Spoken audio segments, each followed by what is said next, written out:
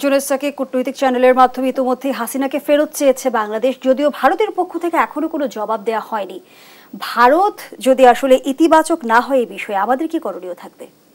না, আমরা চাইতেই থাকবো। আমরা তো মানে অন্তর্বর্তী সরকার তাদের কর্তব্য করেছে এবং সেটা কর্তব্য হচ্ছে বারবার চাইতে থাকার। কেননা এই যে বাংলাদেশে 15 বছরের শাসনে যা কিছু ঘটেছে এবং গুম, আমি আগেও বলেছি, গুম খুন, তারপরে লুটপাট, তারপরে জুলাই আগস্টের হত্যাকাণ্ড, সব কিছুর তো জবাবদিহিতা শেখ হাসিনাকে করতে হবে। কারণ উনি ওখানে মানে প্রধান নির্বাহী জায়গায় ছিলেন। ফলে আমি যদি আইনগতভাবে দেখি, তো সেই জায়গা থেকে তার আইনের জবাবদিহিতা তাকে করানোর জন্য বাংলাদেশের সরকার এবং বর্তমান সরকার, ভবিষ্যতের সরকার সকলেই নিশ্চয়ই সেই চেষ্টাটা করবে। আমরা যে জিনিসটা মানে দেখা দরকার সেটা হচ্ছে ভারত এক্ষেত্রে কি করবে। ভারতের ভূমিকা এখন আমরা যেভাবে দেখছি, এটা যেমন এইটা চিরস্থায়ী বন্দোবস্ত কিনা সেটা তো আমাদের ভবিষ্যৎ বলবে।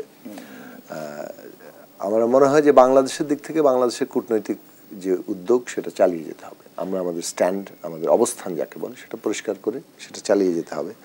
বিভিন্ন অন্য রাষ্ট্র কি ভূমিকা নেবে সেটা তো বাংলাদেশের ভূমিকার অব্যাহত মানে একটা অবস্থানের ফলেই সেই অনুযায়ী আমরা পরবর্তীতেও জানতে পারবো। তো বাংলাদেশের যেটা মূল জায়গা দরকার সেটা হচ্ছে জনগণের আকাঙ্ক্ষা হচ্ছে একটা সার্বভৌম বাংলাদেশ, যেটা অন্যান্য রাষ্ট্রের সাথে সম্পর্কের নিরিখে সার্বভৌম।